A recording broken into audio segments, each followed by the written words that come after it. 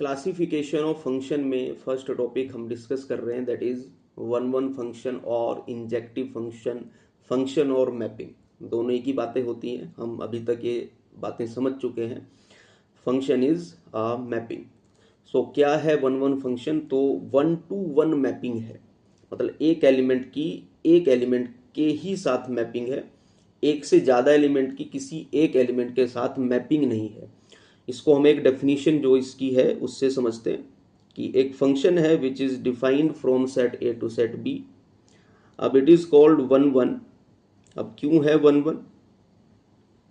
If every element, ध्यान देने वाली बात है, if every element of set A, तो सेट ए का जो हर एक एलिमेंट है, every element of set A has different image, important है, ध्यान देंगे, has different image in set B. तो देखो हमने क्या बोला यहाँ पर कि जो सेट ए है उसके हर एक एलिमेंट की डिफरेंट इमेज बनेगी इन सेट बी। डिफरेंट का मतलब ये हुआ कि ऐसे एक से ज़्यादा एलिमेंट नहीं होंगे जिनकी सेम इमेज बन रही हो, तो डिफरेंट का ये मीनिंग है। इसको हम एरो डायग्राम से समझते हैं। सपोज हमारे पास में दो सेट हैं नेम, जिनके हैं सेट ए और सेट बी, और फंक्शन डिफाइन है फंक्शन एफ। सपोज सेट ए में कुछ एलिमेंट है, मैंने ले लिया यहाँ पर 3 एलिमेंट है, और सेट बी में भी सपोज 3 एलिमेंट है, और फर्स्ट एलिमेंट सेट ए का सेट बी के एक एलिमेंट से मैप होता है, सेकंड एलिमेंट मैप होता है, और थर्ड भी मैप होता है। तो हमने यहाँ पर क्या देखा? सेट ए के हर एक एलिमेंट की डिफरेंट इमेज बन रही है, तो हम कह सकते हैं कि ये एक तो वन वन फंक्शन होगा। अब एक और एग्जाम्पल हम लेते हैं। अब देखो इंपॉर्टेंट क्या है यहाँ पर समझना कि हम सेट ए के एलिमेंट की बात कर रहे हैं, तो हम सेट बी के एलिमेंट की बात नहीं कर रहे हैं। मीन्स सेट बी में ऐसे एलिमेंट्स हो सकते हैं जिनकी कोई प्री इमेज सेट ए में ना बनी हो, तो हम उसको फोकस नहीं कर रहे हैं, हम सेट ए के एलिमेंट को ही यहाँ पर फोकस कर रहे हैं। ठीक, देखो एक और एग्जाम्पल हमने लिया। अब हमने क्या किया, यहाँ पर सेट बी में एक से ज़्यादा एलिमेंट, सेट ए से ज़्यादा एलिमेंट हमने यहाँ पर रखे, और कुछ इस तरीके की जो मैपिंग है वो आपको दिखाई दे रही है आपकी स्क्रीन पर। अब देखो क्या हुआ कि सेट बी में एक एलिमेंट है जो आपको सबसे लास्ट में दिख रहा है, उसकी कोई मैपिंग सेट ए के एलिमेंट से नहीं हुई है, तो कोई प्रॉब्लम नहीं है। हम यहाँ पर फोकस कर रहे हैं सेट ए के एलिमेंट्स को।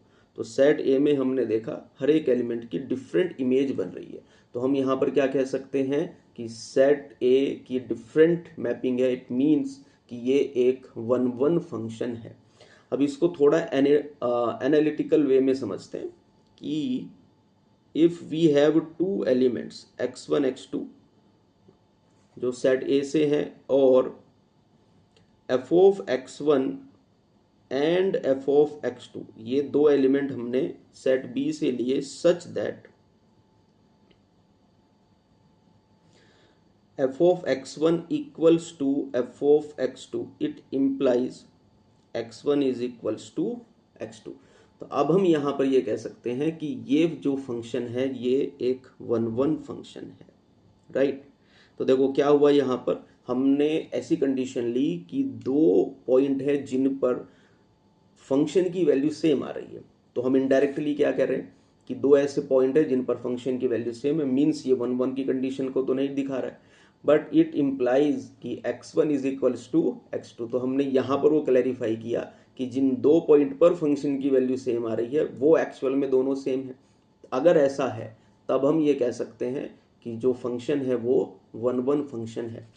कुछ ऐसे एग्जाम्पल जो हम डेली लाइफ में जब हम स्टडी कर रहे हैं और हमें बहुत सारे फंक्शंस गो थ्रू करते हैं, तो उनमें कुछ ऐसे फंक्शन जो हमने पहले देखे होंगे और वो वन वन है। फॉर एग्जाम्पल एक फंक्शन है f x is equals to a x plus b, means कोई लीनियर फंक्शन, तो जो लीनियर फंक्शंस हैं वो सारे वन वन फंक्शन हैं। एक और हम एग्जाम्पल लेते हैं e raise to power x, तो exponential functions are one one function. और हम एग्जाम्पल ले सकते हैं एक्स क्यूब का। अब ये ऐसे एग्जाम्पल्स हैं, ऐसे फंक्शंस हैं जो हम बार बार देखते होते हैं। तो ये सभी फंक्शंस जो हैं वो वन वन फंक्शन है। अब यहाँ पर बात आती है कि अगर हमें कोई फंक्शन दिया है तो हम कैसे पता करें कि वो वन वन है या नहीं है। तो वन वन पता करने के जो मेथड्स हैं वो मल्टीपल मेथड्स हैं, और हम अपनी सहूलियत के हिसाब से, कन्वीनियंस के हिसाब से उनको यूज़ कर सकते हैं। So moving on to next topic is method to find injectivity और वन वननेस। मीन्स हम वन वन फंक्शन पता कर रहे हैं। देखो, इसमें हम तीन तरीके से पता कर सकते हैं कि कोई फंक्शन वन वन है या नहीं है। तो जो पहला मेथड है इसको मैंने नाम दिया है analytical method.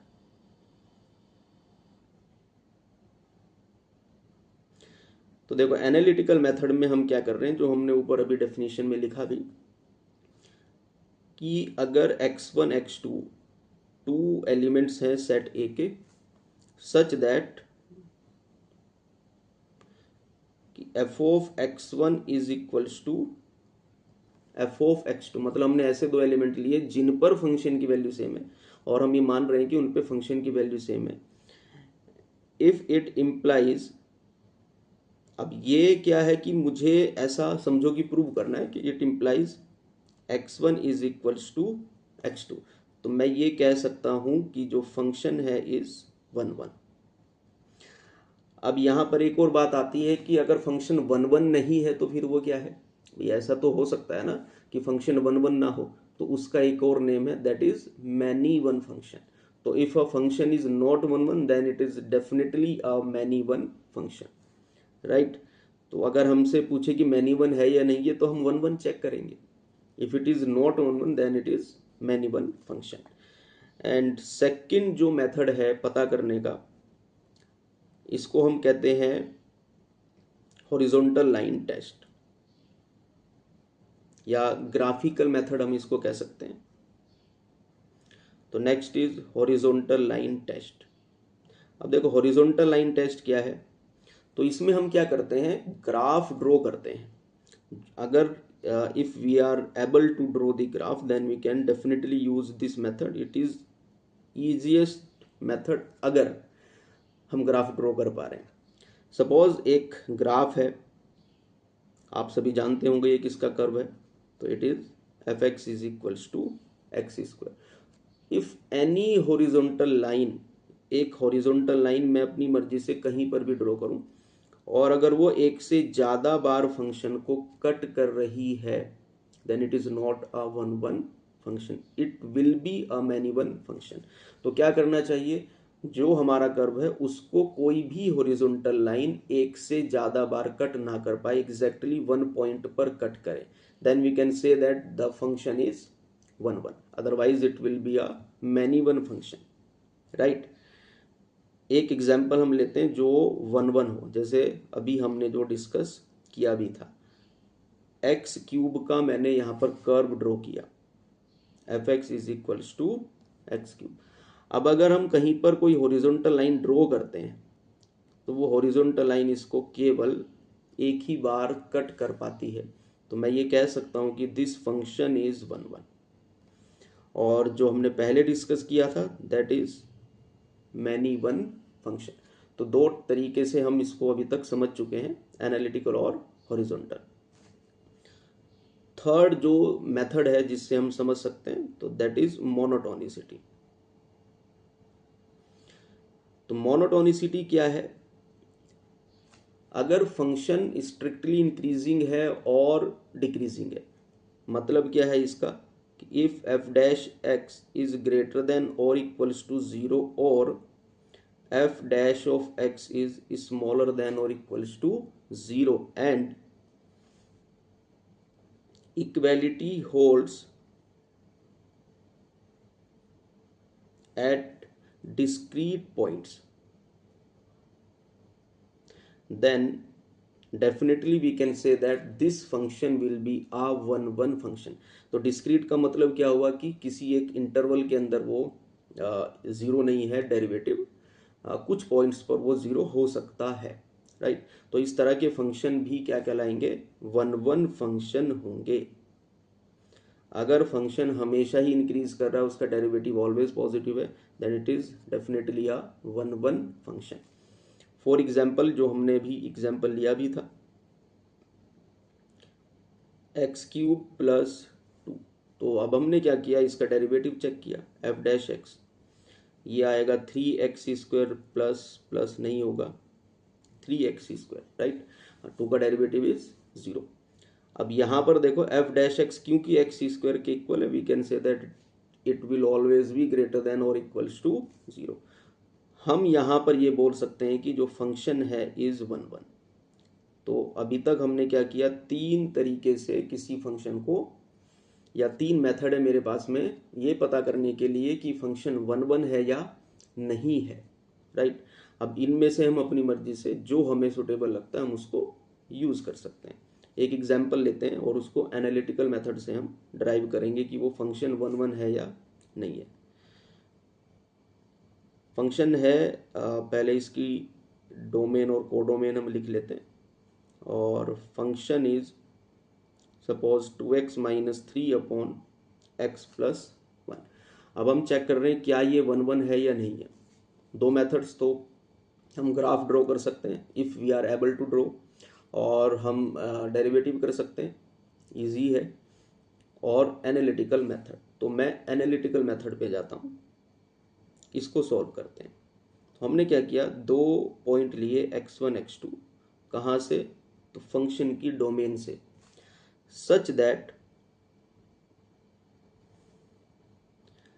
F of x1 is equals to f of x2। ये हम खुद एक कंडीशन लेकर चल रहे हैं, राइट। तो एफ ऑफ x1 कितना होगा, तो it will B 2x1 minus 3 upon x1 plus 1। Next is 2x2 minus 3 upon x2 plus 1। अब इसको सिंप्लीफाई करेंगे, अगर हम x1 इक्वल्स टू x2 तक पहुंच जाते हैं तब तो ये 1 1 है, अदरवाइज ये मैनी वन फंक्शन होगा। इसके लिए हमने क्या किया, जैसे हम सिंप्लीफाई करते हैं नॉर्मल वे में, क्रॉस मल्टीप्लाई किया, कुछ कैंसिल आउट होता है तो किया, राइट। तो यहाँ पर हुआ 2x1 x2, 2x1 minus 3x2 minus 3, and in right side 2x1 x2 minus 3x1 plus 2x2 और माइनस 3। तो यहाँ पर देखो बहुत सारी चीज़ें हमें कैंसिल होती हुई दिखाई दे रही हैं, एंड मूविंग फॉरवर्ड क्या बना, 5x1 is equals to 5x2। Okay, now we can say that कि x1 is equals to x2। अब जो हमारी डेफिनेशन है वो यहाँ पर सेटिस्फाई होती दिखाई दे रही है कि if f of x1 is equals to f of x2 then definitely x1 is equals to x2। Now we can say that this function is 1 1 function. तो ये हुआ 1 1 फंक्शन को पता करने का तरीका। नेक्स्ट टॉपिक जो हम इसमें समझ सकते हैं दैट इज परमुटेशन कॉम्बिनेशन से रिलेटेड और नंबर ऑफ 1 1 फंक्शन, राइट। कोई फंक्शन है f which is defined from set a to set b। अब मुझे पता करना है कि ऐसे कितने फंक्शन हैं जो 1 1 हो सकते हैं। If I have number of element in set a as m, number of element in set b as n। तो यहाँ पर क्या है कि हम मैपिंग कैसे करें सेट a के एलिमेंट को सेट b के एलिमेंट से, कि नंबर ऑफ 1 1 फंक्शन मुझे समझ में आ जाए। देखो इसको मैं एक एग्जांपल से समझाने की कोशिश करता हूँ। सपोज सेट ए के अंदर मैं ले लेता हूँ कि 3 एलिमेंट्स है a b c, यहाँ पर x y z, चलो एक और लेते हैं w, तो 4 एलिमेंट है। अब देखो यहाँ पर क्या हो रहा है, सेट ए के एलिमेंट्स को मुझे सेट बी के एलिमेंट से एक तरीके से मैप करना है। मैपिंग मैं कैसे कर सकता हूँ, और मैपिंग में ध्यान ये रखना है कि सेट ए के एक से ज़्यादा एलिमेंट की सेम इमेज ना बन जाए, तो सेम मैपिंग नहीं हो सकती है। तो इसको हम कैसे समझ सकते हैं, तो अगर मैं सेट ए को x से मैप करता हूँ तो डेफिनेटली अब b x पे नहीं जा सकता है, सेम c x पे नहीं जा सकता है। अब b को अगर हमने सपोज y से मैप किया अब सी के पास चॉइसेस हैं कि वो या तो जेड से मैप हो जाए या डब्ल्यू से हो जाए। तो इसको मैं सिंपल ऐसे समझ सकता हूँ कि सेट बी में मेरे पास 4 एलिमेंट है, उन 4 में से मुझे किन्हीं 3 एलिमेंट को सेट ए के किन्हीं 3 एलिमेंट के साथ अरेंज करना है। सिंपल वे में ये है। तो हम यहाँ पर क्या फॉर्मूला डराइव कर सकते हैं कि सेट बी में जितने भी नंबर ऑफ एलिमेंट है उनमें से हमने सेट ए के जितने एलिमेंट हैं उनको एक तरीके से अरेंज कर लिया। तो उसका एक बहुत सिंपल सा फॉर्मूला जो हम परमुटेशन कॉम्बिनेशन में पढ़ते हैं वो होता है। तो number of one one function, तो इसका एक बहुत प्यारा सा फॉर्मूला हम क्या लिख सकते हैं कि number of one one function. अच्छा, अब यहाँ पर एक और इम्पोर्टेंट बात है, अब एक एग्जाम्पल से उसको समझते हैं क्या इम्पोर्टेंट है। अगर मैं ये करूँ कि सेट बी में केवल 2 एलिमेंट है और सेट ए में 3 एलिमेंट है, अब यहाँ पर जो मैपिंग का वे है वो क्या हो सकता है। अब देखो, सेट ए में अगर मैंने सेट ए के पहले एलिमेंट को सपोज एक्स से मैप किया, बी को मैंने वाई से किया, अब सी को मैप करना तो ज़रूरी है क्योंकि फंक्शन बनाना है। अब सी के पास 2 चॉइसेस है, या तो वो एक्स पे जाए या वो वाई पे जाए। तो अगर हम कहीं पर भी इसको मैप करते हैं तो डेफिनेटली हमें क्या दिख रहा है कि ये वन वन फंक्शन तो नहीं बनेगा। तो हमने यहाँ से क्या सीखा कि सेट बी में अगर सेट ए से कम एलिमेंट है तब तो वन वन नहीं बन सकता है, और अगर सेट बी में सेट ए के इक्वल एलिमेंट है और ए से ज़्यादा एलिमेंट है तब हम वहाँ पर वन वन बना सकते हैं, कोई प्रॉब्लम नहीं है। उसको हम कैसे करेंगे, तो परमुटेशन, हमारे पास परमुटेशन कॉम्बिनेशन का बहुत प्यारा सा फॉर्मूला है। क्या होगा, एन पी एम। तो सेट ए सेट बी के एलिमेंट है एन, उनमें से हमने एम को लिया और उनको परम्यूट कर लिया। ये कब होगा, जब एन इज ग्रेटर देन और इक्वल्स टू एम, जो हमने अभी डिस्कस किया। और zero number of one one function बनेंगे if n is smaller than m. Right, तो ये थी एक short story of one one and one one function only.